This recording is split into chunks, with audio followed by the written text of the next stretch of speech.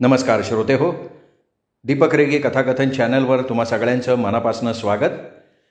श्रोते हो, आज मी तुम्हाला ऐकवणार आहे वृंदा दिवाण यांच्या मी आहे या कथासंग्रहातली कथा, आणि कथेचं नाव आहे ज्ञान.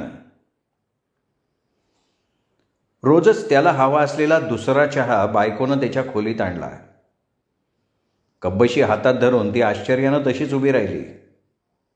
त्याचं तिच्याकडे लक्षच नव्हतं. किंबहुना ती लगबगीनं खोलीत आलेलंही त्याला जाणवलेलंच नव्हतं. तो आपला डबल बेडवर हाताची घडी डोक्याखाली घेऊन छताला लटकून भरभर फिरणाऱ्या पंख्याच्या पात्यांकडे नजर लावून अगदी एकाग्रपणे म्हणजे आत्ममग्नसा वेगळ्याच विश्वात रमलेला होता. तिनेच तासाभरापूर्वी आणून ठेवलेल्या चहाच्या कपाकडे बघून विचारलं, हे काय झालं? चहा का नाही घेतलात? केवढी साय धरली आहे कपावर. गारही झाला असेल चहा. असू द्या, आता हा दुसरा चहा घ्या. त्याने तिचं बोलणं कानावर पडून जाणवून एकदा तिच्याकडे बघितलं आणि त्या साय धरल्या चहाच्या कपाकडेही. थोडासा हसलाही. ती पुढे झाली. तिनं त्याच्या कपाळावर हातावर हात ठेवून ताप बीप आहे का पाहिलं. तो संकोचला. कसलीही सफाई न देता कॉटवर उठून बसला, मांडी घालून. तिने पुढे केलेली कब्बशी घेऊन त्यांनी चहा प्यायला सुरुवातही केली. हा दुसरा चहा जर आपण घेतला नाही तर ही चिडणार, बोलत सुटणार, हेही त्याला माहिती होतं. अपराध्यासारखे मोठाले घोटगे त्यांनी चहा संपवण्याचा सपाटाच लावला. चहाची साय धरली कब्बशी हातात धरून तीही तिथंच काहीतरी वसूल करण्यासाठी उभी राहिली. त्याच्या हातातून रिकामी कब्बशी घेताना 4च दिवसांपूर्वी त्यांच्यात झालेलं बोलणं तिने सुरू केलं. असं स्वतःशी कुढत बसण्यानं काय होणार आहे? जाऊन डॉक्टरांना दाखवून या, सांगा तुम्हाला काय होतंय ते. मला नाही तर त्यांना कळून येईलच ना. गप्प बसून आढ्याकडे बघत पडून राहण्यानं का बरं वाटणार आहे? त्यानं कपाळावर आठी पाडत तिच्याकडे जळजळीत कटाक्ष टाकला आणि विचारलं, गप्प बसणार आहेस का तू? का तोंडाला येईल ते बघत राहणार आहेस? मला वेड लागलं आहे असं वाटतंय का तुला? चिंध्या चिवडतोय का मी? का कोणाला दगड मारत फिरतोय रस्त्यावरनं? डोकं खाऊ नको हा माझं. जा, लाग कामाला लाग. फणकऱ्यानं बायको म्हणाली, तसंच करायचं तेवढं बाकी ठेवलं आहे. कुणाशी बोलणं नाही, कुठे जाणं नाही, कुणी उंबरा चढून आलं तर दखल घेणं नाही. चांगल्या भरात किती दिवस सुतकी चेहऱ्यानं वावरावं माणसानं, मी म्हणते. सुतक संपल्यावरही जगात का तुमच्या एकटीचीच आई गेली आहे? किती दिवस दुःख उगाळत बसायचं माणसानं? किती दिवस रडत कुढत बसायचं? 20 वर्षात माझ्या संसारात मरण घेऊनच राहायला आली आहे. इथंच का मारायचं होतं तिला तुमच्याकडे?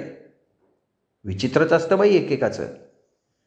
हात झटकून पलंगावरून उठत तोही म्हणाला, हे बघ, जास्त नाही, तुम्हाला फक्त 8 दिवसांची मोहलत दे, सगळा न्यायनिवाडा होऊन जाईल. माझी खात्री आहे जगात सत्य म्हणूनही काही असतंच का नाही? माणसं प्राण देतात सत्यासाठी, मला ठाऊक आहे. तो तिच्याकडे अपेक्षेनं पाहायला लागला, उत्साहानं ताजातवाना झाला. तीच संकोचली, मोघमपणे म्हणाली, कसला न्यायनिवाडा? कसलं सत्य? ते कुठे वसतं? मला त्याच्याशी काही देणं घेणं नाही आहे. मला माझा नवरा पाहिजे परत, पूर्वीसारखा हसून खेळून राहणारा, मुलांच्या आत बायकोत रमणारा. तिच्या येण्यानं माझ्या संसाराची सुखाची चौकटच उसकटली गेली. काय होतं कोणाला कळतच नाही. तुमच्यासाठी मी सगळं गिळून तिची सेवा केली आहे, आली आहे दाराशी म्हणून, तुमची जन्मदात्री मानून. तो अस्वस्थ झाला, चुळबुळत राहिला. क्षणभर त्याला वाटलं, खरंच हिने तिला घरात घेतलंच नसतं तर, विरोधच केला असता तर. ती तसं करू शकली असती, कारण घर तिचं होतं, संसार तिचा होता. तो अन्वय लावत होता मनात. मरण का कोणाला चुकलंय? जन्म घेतलेल्या प्रत्येकाचं मरण ठरलेलं असतं. ते यायचं तेव्हा येतं. तुमच्या बोलावण्यानं येत नाही का नाराजीनं परत फिरत नाही. तिचा आणि तुमचा इतकाच ऋणानुबंध होता समजा, आणि रजा संपली की कामाला लागा. बायकोनं त्याला व्यावहारिक सल्ला दिला. तिच्याशी बोलता बोलता त्यांनी सांगितलं, पोहे कर पोटभर, मी आंघोळ करून आलो, थोडं कामासाठी बाहेर जाऊन यायचं आहे, जेवायला वाट बघू नकोस. त्यांनी भराभरा दोरीवरचे वाळत घातलेले कपडे ओरबडून घ्यावेत तसे खेचून घेतले. तो मनात काहीतरी वेगळं ठरवत होता. आपल्या वागण्यानं बायकोला त्रास होतोय हे त्यालाही कळत होतं, पण काही गोष्टींचा उशिरानं का होईना खुलासा देणं, उलगडा होणं महत्त्वाचं होतं, निदान त्याच्या मनःशांतीसाठी तरी. न्हाणीघरात तो घुसला. त्यांनी कमरेला टॉवेल गुंडाळला आणि घंगाळात तांब्या बुडवून भडाभडा पाणी अंगावर घ्यायला त्यांनी सुरुवात केली. अंगावर तांब्या मागून तांबे त्याचं ओतून घेणं सुरूच होतं. अंगाला साबण लावणं का अंगर रगडणं त्याच्या लक्षात राहिलं नाही. त्याचा हात त्याच्याही नकळत थांबला, स्थिरावलाच. 4-2 तांबे पाणी घंगाळात उरलं असेल नसेल. त्या पाण्यातल्या आपल्या प्रतिबिंबाकडे बघून त्याला काय काय आठवत गेलं. हातातला गुंडा घरंगळत जावा आणि धागा लांबत जावा तसंच. विचारांचे भोवरे गरगरत राहिले, आत आत सरकतच गेले, जातच राहिले. गावाकडे आतल्या वाड्यात विहिरीच्या बांधीव कट्ट्यावर उभं राहून कुणीतरी असंच विहिरीतून पोहरा काढून अंगावर उभ्यानं ओतून घेतलंय. 1, 2, 3, 5, 10, 20 पाण्याचा आवाज वाडाभर घुमत असायचा. तो सोडून सगळ्यांना जाणवायचा.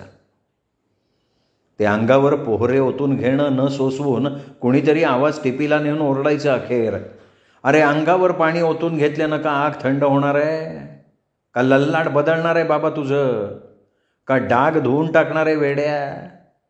अशानं विहिरीतलं पाणी तेवढं संपेल. अगोदरच यावर्षी पाऊस कमी झालाय, बोंबाबोंब होईल रे पाण्याची. यावर आपली कसलीही प्रतिक्रिया व्यक्त न करता ती व्यक्ती उभ्यानं पोहरा फेकून देऊन थप थप आपली ओली पावलं वाडाभर पसरत वाड्यातनं बाहेर पडायची. तो गेल्याचं उंगून कोणीतरी म्हणे, गेला वाटतं संबंध, डोंबल्यावर पाणी ओतून घ्यायसाठी का येतो इथे. खांबाच्या आधारानं त्याची आई चुपचापशी उभी असायची, त्याला घट्टपणे जवळ घेऊन.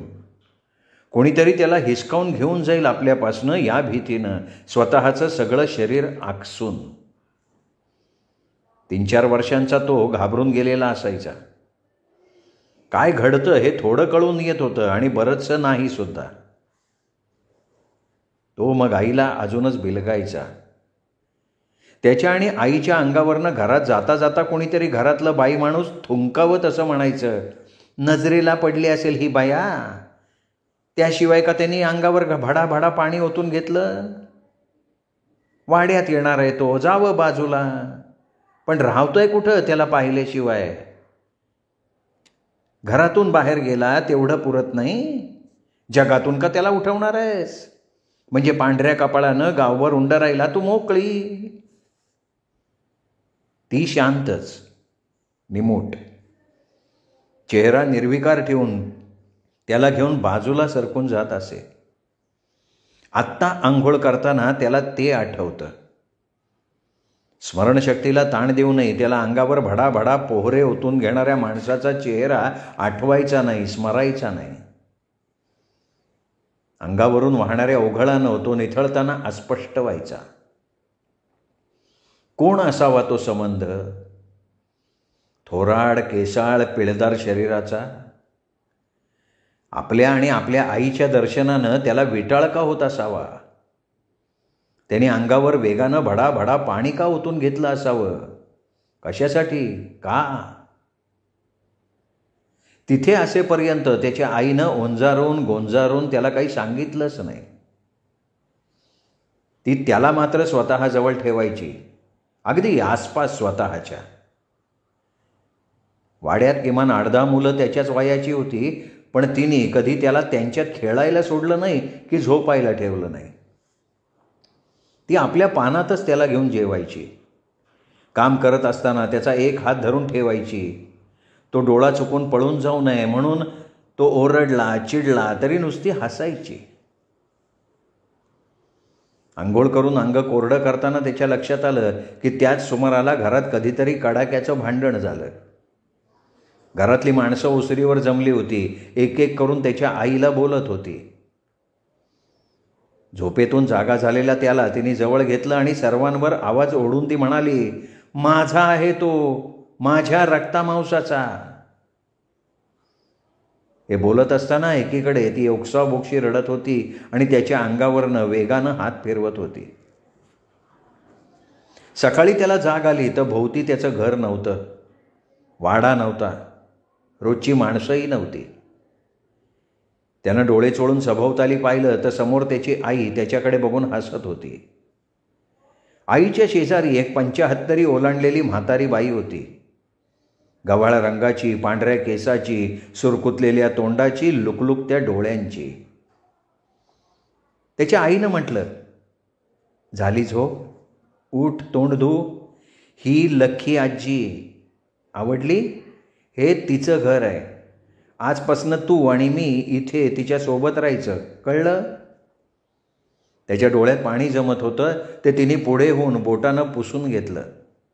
तो गहिवरून म्हणाला, पण आपलं घर, तो वाडा, ती माणसं, तो संबंध, असं ओठावर येऊनही त्यांनी विचारलं नाही. ते सगळं विसरायचं आता शाप समजून. तिची नजर शून्यात गेली, चेहरा विदीर्ण झाला, भावनाकुळ झाला. शाप? त्यांनी विचारलं आणि तो गप्प बसला. त्याला शाप शब्दाचा अर्थ कळणं शक्य नव्हतं, ते त्याचं वय नव्हतं. आईच्या सहवासात, तिच्या स्पर्शाच्या सावलीनं आणि मायेच्या उभेनं वाढायचं इतकंच त्या जीवाला माहिती होतं. त्याची आई कामात असताना त्याला करमायचं नाही. त्याच्या वयाची, त्याच्यासोबत खेळणारी कुणी मुलंही नव्हती. पण त्याच्या चिमण्या जीवाला वाटायचं, प्रश्न पडायचा, आपण वाडा का सोडला? तिथली माणसं का सोडली? हातावर गुळाचा खडा ठेवणारी मोठी काकी का दूर सारली? हे लख्खी आजीचं घर आपल्या घरापासून किती लांब आहे? आपल्याला आईचा डोळा चुकवून वाड्यावर जाता येईल का? वाड्याचं दार आपल्यासाठी कोण उघडेल? तो संबंध का मोठी काकी का धाकट्या काकूंचा सदू? नुसते प्रश्नच प्रश्न मनात यायचे. आईला यातले कुठलेही प्रश्न विचारणं शक्य नव्हतं आणि काही प्रश्न विचारले तर ती त्याची उत्तरं देणं शक्य नव्हतं. तो आईकडे बापुडवाणं होऊन बघत राहायचा. दिवसभर तिचं हे पाखड, ते निवड, ती जागा सारव सुरू असायचं. काही दिवसातच लख्खी आजीचं पडकं घर त्याच्या आईनं लख्ख केलं होतं. वाड्याच्या उभ्या भिंती कुठे कुठे ढासळल्या होत्या. पडक्या भिंतीवर गवत वाढलं होतं, दगडगोटे ढासळलेले होते. एक एक करून त्याच्या आईने वाडा नीट करत आणला होता. लख्खी आजीचा तो वाडा. वाडा कसला, पडकं घरच होतं ते. वाड्याच्या डाव्या बाजूला मोठी ओसरी होती आणि त्या ओसरीच्या दोन्ही बाजूला 2 राहता येण्याजोग्या खोल्या होत्या. त्यापैकी एकामध्ये लख्खी आजी तिच्या जुन्या पुराण्या सामानासह राहत होती आणि एकात तो आणि त्याची आई. लख्खी आजीचीच भांडी घेऊन त्याची आई रांधायची. कधी लख्खी आजी त्या भरल्या ताटाकडे बघून हंबरडा फोडून रडायची. तो लख्खी आजीचं भेसूर रडणं बघून घाबरून जायचा. पानावरनं उठून अंगणात जाऊन उभा राहायचा. त्याची आई त्याच्याजवळ येऊन त्याला घेऊन ओसरीवर जायची, त्याला भरवायची आणि रडणं ओसरून भकाश चेहऱ्यानं टुकू टुकू बघत असलेल्या लख्खी आजीकडे बघून म्हणायची, जेव आता. लख्खी आजी जेवायला लागली की दबक्या आवाजात म्हणायची, भ्रमिष्ट झाली तरी काय काय आठवत असेल बयेला? किती सांगणार आणि कोणाला? काय आठवतं हिला पानावर बसताच देव जाणे. कधी कधी त्या बालजीवाला वाटायचं फाडकन उघडावं वाड्याचं दार आणि पळत सुटावं आपल्या वाड्याकडे, वाड्यातल्या माणसांकडे. पण आईकडे पाहून तो गप्प बसायचा. असं आपण वाड्यावर हिला न सांगता राहायला गेलो तर त्याला नको वाटायचं. ही मग एकटीच उरेल, त्या विचारांचं पाखरू त्याच्या मनात फडफडत राहायचं. इथं राहायला आल्यापासून म्हटलं तरी चालेल. दिवसभर वाड्यात तो आणि लखी आजीच असायचे. लखी आजी वाडाभर हिंडून फुलं जमवायची, त्यांच्या माळा करायची, काही फुलं कुटायची आणि त्याला म्हणायची, खा, फुलं खाण्यानं पोट भरतं, बघ मी खाते. कुटलेली ती फुलं ती खायची आणि थुंकून द्यायची. मधूनच गाणी म्हणत राहायची, स्वतःशीच हसायची. ती काय बोलायची हे त्याला केव्हाही कळत नव्हतं आणि आता आठवूनही त्यात तथ्य हे जाणवत नव्हतं. मध्येच त्याचा हात धरून ओरडायची, अरे पळ पळ, शिपाई आला, नेतील तुला उचलून, पळ. आणि त्याचा हात धरून त्या वाडाभर गर गर फिरवत राहायची. त्याला काही बोचलं, त्याला काही लागलं, तो ओरडला तरी थांबायची नाही की मागे बघायची नाही. दमून थकून कलंडून झोपून जायची वाड्यात कुठेही. तोही आईची वाट बघून लखी आजीला खेटून झोपून जायचा. कधी डोळा लागून जायचा, कधी दिवस कलंडून जायचा आणि दिवस बुडताना त्याची आई कुलूप उघडून दार लोटून आत यायची. त्याला गोळ्या बिस्किटं द्यायची, गोडी शेव द्यायची. त्यांनी एकदा तक्रारीच्या सुरात विचारलं, लखी आजी का रडते ग? रडते, हसते, गप्प होते, मला भीती वाटते. मग गंभीर होत त्याची आई म्हणाली, माणसाचं नशीब त्याला रडवतं रे बाळा. तो रडत नसतो, त्याला रडायचं नसतं. दिवसा ढवळ्या तिच्या वाड्यावर दरोडा पडला, लोकांनी तिचं सगळं सुख लुटून नेलं आणि ही उरली अशी. ही काय करेल आठवून रडण्यापेक्षा? माणूस फार दुबळं बनून जातं रे परिस्थितीच्या पुढे. आपण इथे का राहायला आलो? त्यांनी विचारून घेतलं. शहाणी माणसं आपल्याला थोडाच आसरा देणार होती. माणसांचेही कळप होत जातात रे जगताना. सुष्ट, दुष्ट, पापी, पुण्यवान, लुटारेऊ, चोर.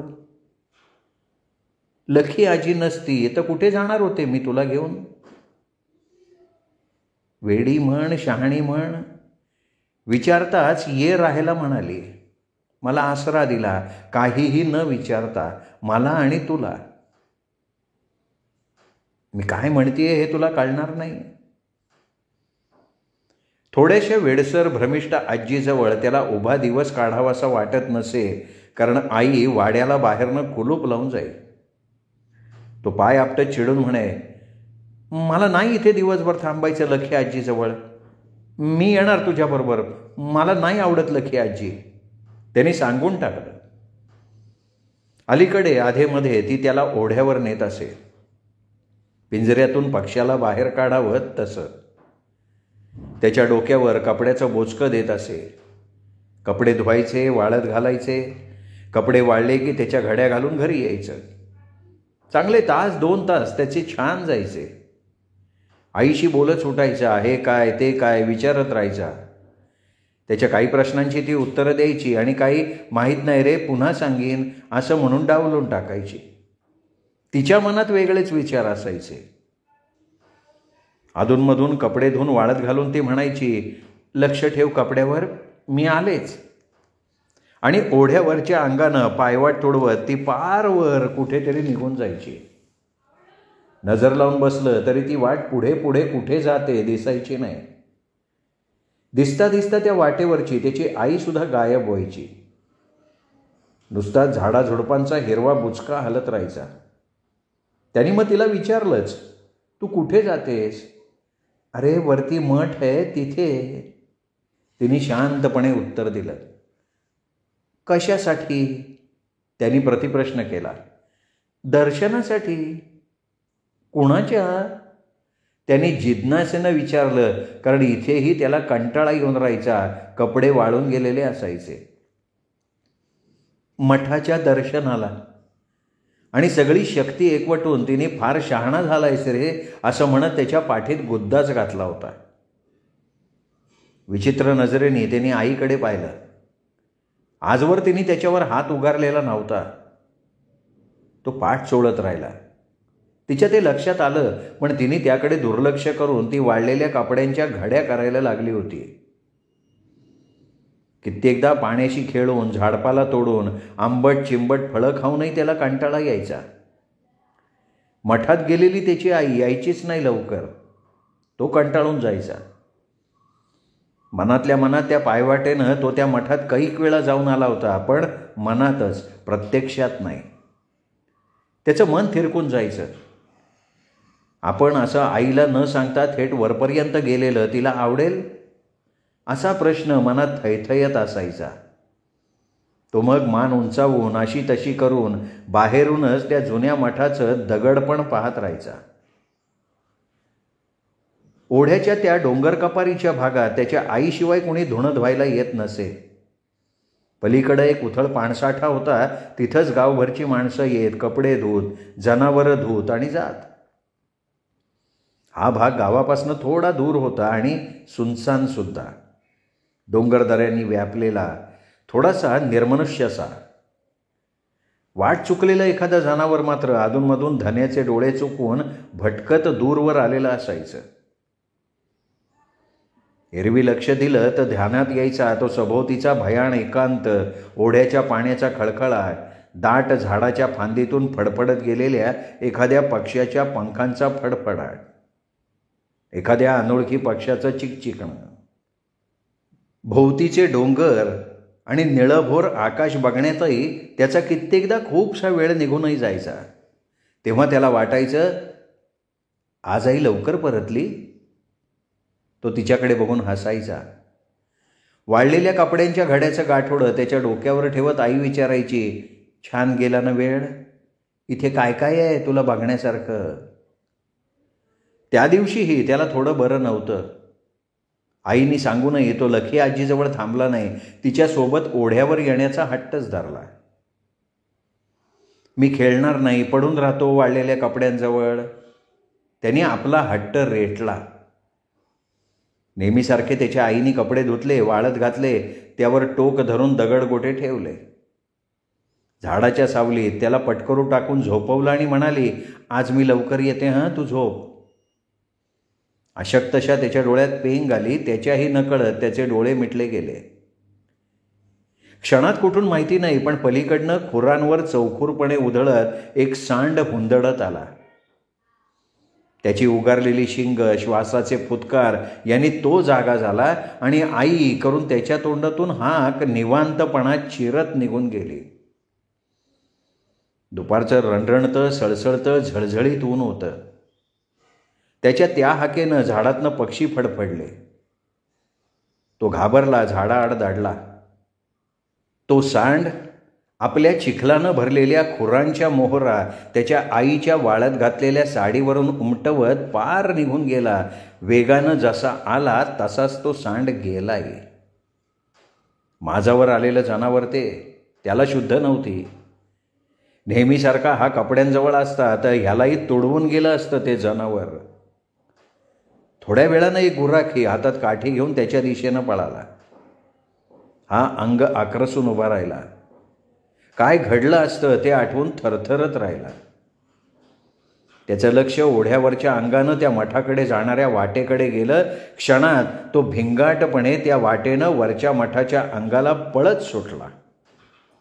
आजवर तो त्या वाटेनं कधी वर गेला नव्हता. त्या वाटेची वळणं त्या जीवाला माहीतही नव्हती. आई आई करत तो झाडाझुडपातनं बारीकशा पाऊल वाटेनं पळत सुटला वरपर्यंत. मठात प्रवेश होऊनच त्याची पावलं थांबली. इथंच कुठंतरी आई असावी असा त्याला विश्वास वाटला. त्यांनी पुन्हा एकदा मठात येताच आईला साद घातली. आई! तर विस्कटलेल्या केसांची, चुरगळलेल्या साडीची त्याची आई त्याच्या दिशेनं धावत आली. तिने त्याला जवळ घेतलं, कोरवाळलं.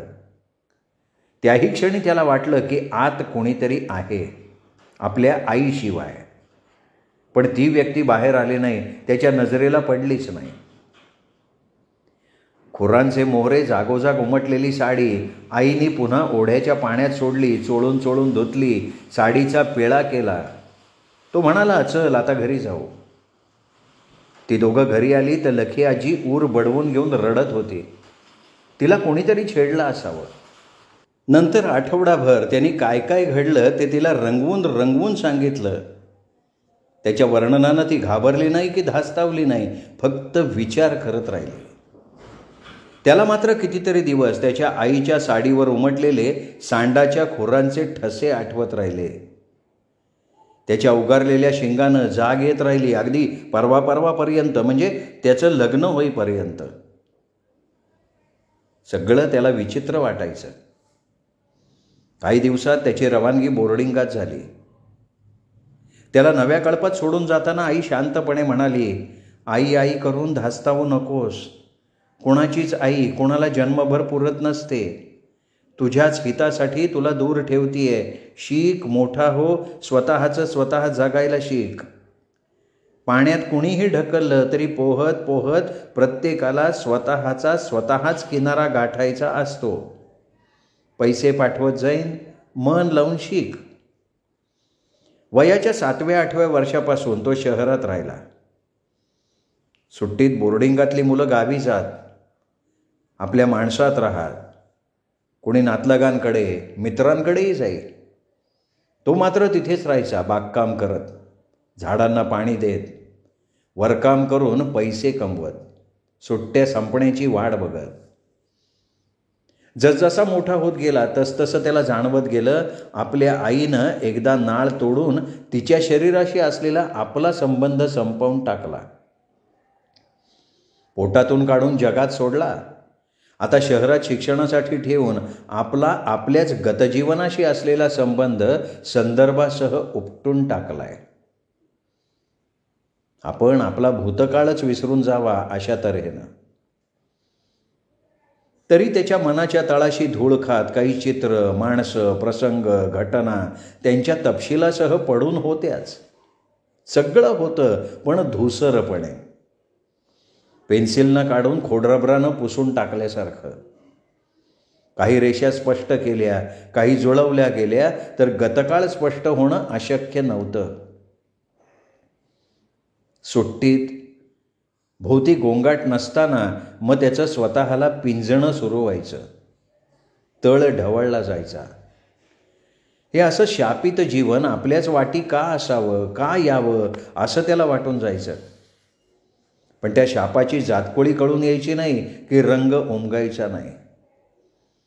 फक्त आपण आपल्याच भोवतीच्या चारचौघांसारखे नाही आहोत ही जाणीव रक्तबंबाळ करून सोडायची. लखी आजीची आठवण येऊन त्यांनी एका भेटीत विचारलं होतं, कशी आहे ग लखी आजी? अजूनही तशीच वाडाभर रडत फिरते का ग? स्थिर स्वरात त्याची आई म्हणाली, तुला सांगायचं राहून गेलं, लखी आजी वारली. झाले असतील 2-2.5 महिने. ती त्रोटकच बोलायची. लखी आजीच्या मृत्यूचा तपशील तिने त्याच्या उत्सुकतेच्या चौकटीत भरलाच नाही. त्याचेच डोळे पाणवले तर ती कठोर चेहऱ्याने म्हणाली, अभ्यास नीट कर. तुला स्वतःच्या पायावर लवकर उभं राहायचं आहे. तुझ्या पाठीशी कुणी नाही. लखी आजी गेली तर तू कुठे राहतेस मग? त्याच वाड्यात का अजून कुठे? त्याचं तिला विचारायचं राहून गेलं होतं त्या भेटीत.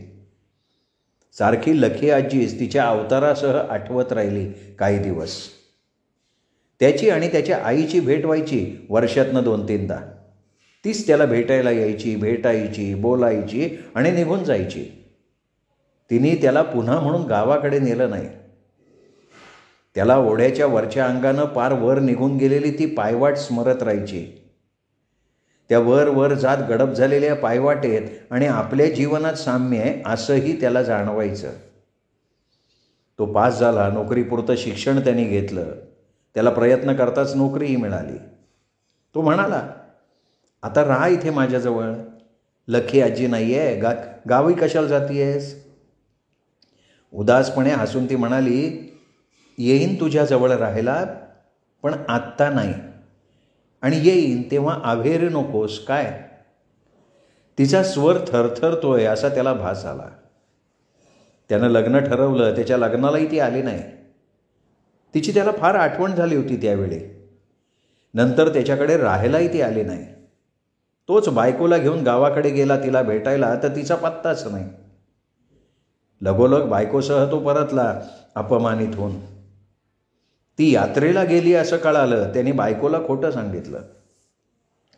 कधी कधी त्याला मनोमन वाटायचं रजा काढून बायको मुलासह गावी जावं, त्यांना वाडा दाखवावा, वाड्याच्या मागच्या अंगाला असलेलं भलं मोठं परस दाखवावं, सांडपाण्याच्या साठ्यावर पोचलेली केळी दाखवावी, गटारातून तरारून उभा असलेला आळू दाखवावा आपल्या नजरेनं.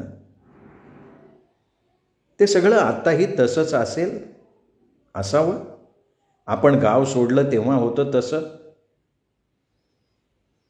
काळ आपला मुलामा वस्तुमात्रांवर चढवत तू नश्वर आहेस हे दाखवत असतो. ते सर्व तसंच नसेल तर? या प्रश्नानं त्याचं आतलं मन भिरभिरत राहायचं. असे काही गतजीवनातले झरे मनात झरायला लागले की तो 8-8 दिवस अस्वस्थ व्हायचा. मग कामात चुका व्हायच्या. तो कोणावर तरी अकारण चिडत राहायचा. जेवायचाच नाही. सुट्ट्यांना जोडून रजाच घेत राहायचा, बरं नाही या नावाखाली. मग 15-15 दिवस भरकटत राहायचा मनानं. तसं लौकिक अर्थानं सगळं छान होतं. बायको छान मिळाली होती, पगार उत्तम वाढलेला होता, मुलगा होता, मुलगी होती, मित्र सज्जन होते. पण त्याचं एक आतलं विश्व तेच उद्ध्वस्त होतं, खिंडार जाणवत होतं. संदर्भाच्या तुकड्या तुकड्यात अर्थ शोधत राहायचा तो. मी कोण, कोणाचा? तो भडाभडा डोक्यावर पाणी ओतून घेणारा तो संबंध, तो माझा कोण, मी त्याचा कोण? तो जन्मदाता असता आता आईसारखं त्यांनी एकदा का मला जवळ घेतलं नाही? नजरेनंही कुरवाळलं नाही का? कशासाठी? आईच्या अंगाचा वास परवापर्यंत त्याच्या डोक्यात होता. तिला भेटण्याची इच्छा झाली की तो वास तोच जाणवत राहायचा. स्त्री सहवासाचा पहिला दर्प पुरुषाला त्याच्या मातेकडूनच मिळत असतो. त्याची हक्काची स्त्री मिळेपर्यंत त्या वासाचा पगडा मनावर असतो. कुठेतरी वाचलेलं त्याला आठवत राहायचं. पटावरच्या सोंगट्या स्थिर असल्या तरी खेळीची सुरुवात होत नाही. सोंगट्या हल्ल्या पाहिजेत, त्यांनी घरं सोडली पाहिजेत, तरच खेळी रंगत जाते, नवे रंग भरले जातात. माणसाच्या जगण्याचंही तसंच आहे. दिवस, महिने, वर्ष यांनी काळ पुढे पुढे सरकवत जातो माणसाला आणि माणसाला त्या घटना. मग माणसाला त्या घटना, तो प्रसंग यांना तोंड द्यायला लागतं. जीवन जगत राहायला लागतं चढ उतारासह. विसर पडतोय. रेषा अस्पष्ट होत आहेत म्हणता म्हणता ध्यानीमनी नसताना एक दिवशी त्याची आई दाराच्या चौकटीला धरून डोळ्यांनी त्याला विचारती झाली, येऊ आत? घेणार मला सामावून? तो झेपावला. त्याने तिला आधार दिला. आजार घेऊन का होईना, पण आई आपल्या घरी आली, आपली हिला आठवण झाली याचं त्याला अप्रूप वाटलं. त्यांनी तिला डॉक्टरांना दाखवलं, औषध पाणी केलं. डॉक्टर म्हणाले, दिवस मोजतीये ही, काही दिवसांची सोबतीण आहे. शरमून ती डोळे मिटून पडलेली. तो तिच्या चेहऱ्यावरच्या प्रौढपणाच्या रेषा जुळवत बसलेला. तिचा त्याला आठवत असलेला रसरसता गोरापान चेहरा पार हरवून गेलेला. ही कुणी हरलेली, पराभूतशी दुसरीच कोणीतरी त्याच्या आश्रयाला आलेली त्याला भासली. शुष्क, सत्वशील त्याची आई नाहीच. तिचं यातनापूर्व सुरू झालेलं. चेहरा मधूनच वेडावाकडा व्हायचा, ओठ आत आवळले जायचे. त्यातून एकदा डोळे उघडून ताणत तिने विचारलं, तुला तो मठ आठवतो का रे? त्याला वाटलं काय सांगू हिला, काय आठवत जातं, सांगता येईल मला? तो मठ, ओढा, रस्ता, झाडं, वरचं आकाश माझा जागतेपणी पाठपुरावा करतात हे सांगायचं. तो निमूटपणे चुळबुळत राहिला. काही विचारून बोलून तिला दुखवावंसही वाटेना. डोळे मिटून ती हळूवारपणे म्हणाली, केवढा घाबरला होतास रे त्या बैलाला? होतास तो सांड तसा, गावाला छळणारा. गोळी घालून मारला म्हणे कोणीतरी त्याला, तू इकडे राहायला आल्यावर. पण मी ठरवलं तेव्हाच, माझं काय व्हायचं ते हो, तुला तिथे ठेवायचं नाही त्या गावात. आणि मग तुझं सगळं छान झालं माझ्या डोळ्या देखत. ती समाधानानं हसली त्याही स्थितीत. मी निराधार व्हावी न म्हणून त्या लखी आजीलाही मारलं रे कोणीतरी मी नसताना. निष्पाप होती ती. माणूसच फार दुष्ट असतो रे, त्याचं मन त्याला दुष्ट बनवतं. तो तिथून उठला, त्याला काहीतरी असह्य झालं, संदर्भ विस्कळीत झाले, क्लेश वाढत चालला होता. पुढे 15 दिवसात झोपेतच त्याच्या आईचे प्राण गेले. फुंकर मारून कोणीतरी कायमचा दिवा मालवून टाकावा तसे. ती गेली आणि त्याला पुन्हा एकदा मागचं सारं वेड लागावं तसं आठवतच गेलं आणि त्याचं एक निर्भीड मन त्याला म्हणायला लागलं, खरा मर्द असशील तर पुढे जाऊन पाहून ये सगळं, त्यामुळे उर्वरित आयुष्य तरी सुखानं जगशील. ती तर तिथे नव्हती. त्याला आता कसलीच आडकाठी नव्हती. ती मरूनच गेली होती नेहमीसाठी. त्याच्या ज्ञानात भर पाडून काही कळून उमगूनही तिच्या दृष्टीनं काही फरक पडणार नव्हता. आता कशालाच भिण्याचं कारणच नव्हतं. जो काही कशाचा परिणाम झाला असता, होणार होता, तो त्याच्यावर, आणि तो तर सज्ज होता. आंघोळ करून पोटभर खाऊन खिशात पैसे ठेवत तो सहजपणे तिला म्हणाला, रजा आहे तोवर गावी चक्कर टाकून यावी म्हणतो. आईचं काही सामान सुमान असेल तर आणून टाकतो, म्हणजे पुन्हा त्या गावाचं तोंड पाहणं नको. अहो काय कमी आहे आपल्याला? कसलं सामान आणून टाकणार आहात त्यांचं? अंगावरची साडी तर किती जुनी होती. नेसत्या वस्त्रांनिशी ते इथे आल्या होत्या. मला काही नको त्यांचं तिथे काही असेल तर तिथेच दान करून टाका भिकाऱ्याला. बायको डोक्यात तिडीक जाऊन बोलली. तोही थोडासा कडवटपणे हसला. त्यालाही माहितीच होतं की तो तरी कुठे तिचं सामान आणायला निघाला होता. त्याची ओढ निराळीच होती, त्याच्यासाठीची. सून म्हणून तिचं त्या बाईनं काही कौतुक केलं नव्हतं. नातं असून सहवास नसल्यामुळे नातं रुजलंच नव्हतं. दोघीही एकमेकींना पारख्या अनोळखीच तर होत्या. त्यांनी बस पकडली, तडक तो गावीच गेला. कितीतरी दिवसांनी मागच्या जीवनात प्रवेश करावा तसा.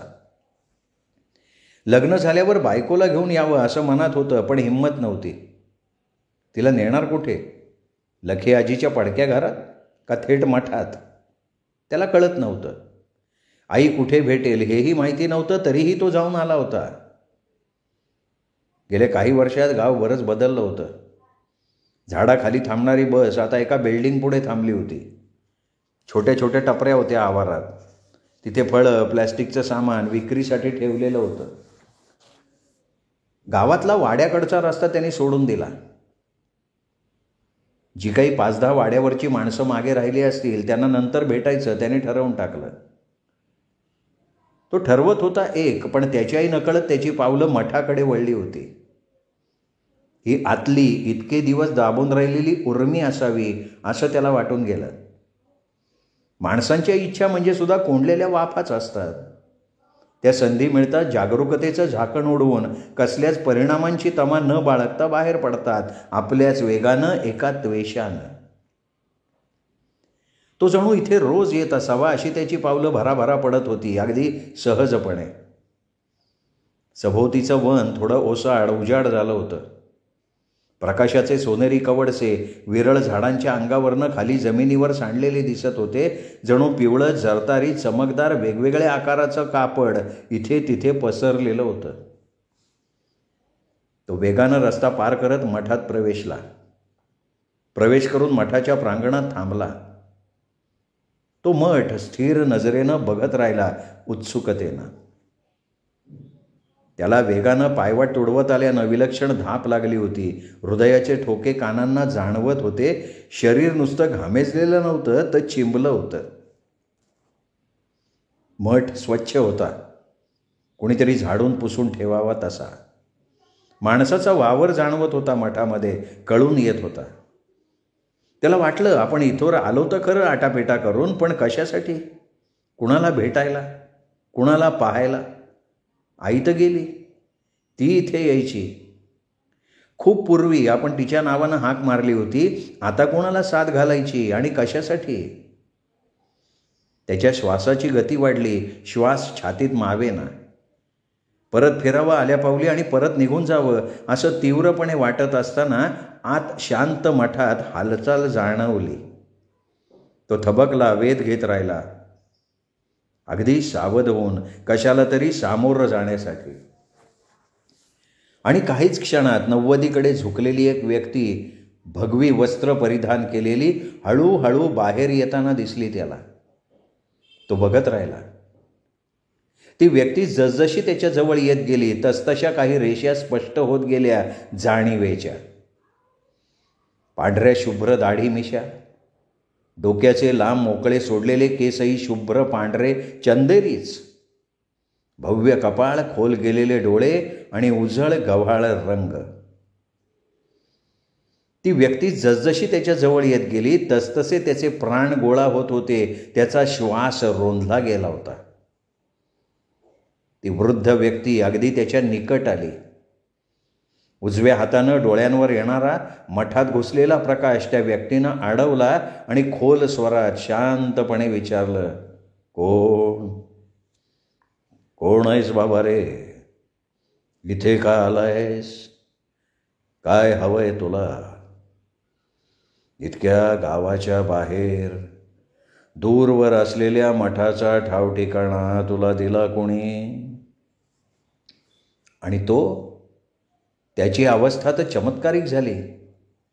आपल्या पुढे आपणच वयोवृद्ध होऊन उभे होत असं त्याला वाटलं. अगदी प्रकर्षानं. तेच नागडोळे, तोच रंग, तीच शरीरयष्टी, तीच उभं राहण्याची पावलं टाकण्याची ढब, आपलीच प्रतिकृती नव्हे, वयोवृद्ध आपणच. इतकं साम्य. कदाचित ह्याच्या इतके जगलो तर आपणही असेच दिसू, अगदी थेट. म्हणजे तो बोलेच ना. टाळूला जीभ चिकटून गेली त्याची. डोळे आक्रसत त्याच्या पुढ्यातल्या व्यक्तीनं काही स्मरत विचारलं, कौसल्याचा धर्मा का रे तू? त्यानं दात ओठ खाऊन म्हटलं, कौसल्याचा नाही, तुमचाच. कळलं? आणि त्यानं गरळ तोंडातून फेकून द्यावी तसं थुंकून घेतलं तोंड फिरवून. मी कधी तुला जवळून पाहिलं नाही. कसा पाहणार? तिने तुला इथवर कधी आणलंच नाही, सांगू नाही. का पण? त्यांनी उसळून विचारलं. कारण मी तिला हवा होतो ते तिच्यावर ठेवल्या गेलेला वांझपणाचा शाप पुसला जाण्यापुरता. तेवढाच, प्रयोगापुरता. अखेर तिला हवं ते सिद्ध झालं. आणि जाऊ दे, तू कसा आहेस? कुठे असतोस? काय करतोस? शिक्षण अजून घ्यायचं असतं. ज्ञानाला अंत नाही. बरं, कौसल्या कशी आहे? इथून जाताना तिला फार बरं नव्हतं, पण राहिली नाही. म्हणाली माझा शेवट त्याच्याजवळ व्हायला हवा. ती व्यक्ती निश्वासली. आई वारली महिन्याभरापूर्वी, पण शेवटच्या श्वासापर्यंत तिने मला काही सांगितलं नाही. काहीच नाही. तो लहान मुलासारखा हुंदके देत रडायला लागला. का रडतोयस? कशासाठी? तुझं तर सगळं व्यवस्थित झालंय. आणि त्याचं सांत्वन करायचं संपल्यागत वळून ती व्यक्ती आत हळूहळू धीम्या पावलानं परतली, निघूनही गेली. याच्या मात्र हातापायातली शक्ती हरवली. 2 पावलंही त्याला चालवेना. इतका रस्ता कसा उतरून जायचा त्याला प्रश्न पडला. मटकन शक्तिपात व्हावा तसा तो खाली फटकल मारून बसला. डोकं हातात धरलं. घणाचे घाव पडत होते. झर्र काय आठवत गेलं. तो वाडा, मोठी काकी, तो संबंध, त्याची आंघोळ, तो मत्त बैल, आईच्या साडीवर उमटलेली त्याची खुरं आणि काय. जन्माचं ज्ञान होणं त्याला वाटलं इतकं भयानक असतं, इतकं विचित्र सर्वांबाबत. हे सर्व आपल्याच बाबतीत घडलं. प्राक्तनात होतं म्हणून. कर्माचा आणि दैवाचा काय संबंध असतो? माणूस आपल्याच करमणुकीसाठी खेळ मांडतो. मांडत असावा, कारण हारत असलं तरी आपली हार सिद्ध होईपर्यंत त्याला पटापडून उठून जाता येत नाही का खेळ थांबवता येत नाही. आजवर पडलेल्या अनेक प्रश्नांची त्याला उत्तरं गवसत होती, त्यातल्या संदर्भासह. त्याला दोष कोणाला द्यावा कळेना, आईला का मठातल्या त्या भगव्या वेशधारी व्यक्तीला का संबंधाला. आपल्या आवाक्यानुसार आयुष्याची कोडी प्रत्येकाला सोडवावी लागतात हे त्याला कळून आलं. वाड्यावर न जाताच तो बसस्टँडकडे वळला. त्याला मिळेल त्या बसनं त्वरेनं गाव सोडायचं होतं. गावात अजून कोणी त्याला पाहण्या अगोदर किंवा तो कोणाचा कोण असावा असा संशय निर्माण होण्याच्या अगोदर, शक्य तितक्या लवकर. आईने आपल्याला इथून उचलून एका वेगळ्याच अनोळख्या कळपात का मिसळून दिलं? आपल्या निकोप वाढीसाठी, हे त्याला कळून आलं. त्याला स्वतःचीच कीव आली आणि शिशारी सुद्धा. त्याच्या दृष्टीनं वाड्यावर आता त्याचं असं कोणी नव्हतं, त्याच्या अंगातून वाहणाऱ्या रक्ताच्या संदर्भात तरी. कारण माणसाच्या जन्मानं आपल्या वंशाशी असलेला त्याचा संबंध संपलेला होता, तो दुसऱ्याच ठिकाणचा होता. आपल्या जन्माचं ज्ञान त्याला कुळकथेसह झालं होतं, हे एवढंच एक प्रखर सत्य होतं. वाटेत लखियाजीचं घर लागलं. तो थांबला, ती जागा त्याने ओळखली. पण कोणीतरी ती जागा विकत घेऊन तिथे टोलेजंग 3 मजली इमारत उभारलेली होती. त्या इमारतीच्या दारादारातून, खिडक्यातून त्याचं आतलं मन फिरून आलं, पण लखी आजी त्याला दिसली नाही. ती दिसणं शक्यच नव्हतं. स्टॉलवरच्या हॉटेलातून त्याने 2 कप चहा घेतला आणि परतीच्या बसची तो आतुरतेनं वाट बघायला लागला. आता त्याला त्याच्या विश्वात जायचं होतं, सगळं काही विसरून. श्रोते हो, तुम्ही ऐकत होतात वृंदा दिवाण यांची कथा ज्ञान. कथा तुम्हाला आवडली असेल, हा व्हिडिओ लाईक करा. कथा कशी वाटली हे सांगायला कमेंट करा. ही कथा हाईप मात्र जरूर करा, जेणेकरून ती जास्तीत जास्त श्रोतृवर्गापर्यंत पोहोचेल. श्रोते हो, अशाच उत्तमोत्तम कथा ऐकण्यासाठी भेटत राहूयात दीपक रेगे कथाकथन चॅनलवर. नमस्कार श्रोते हो.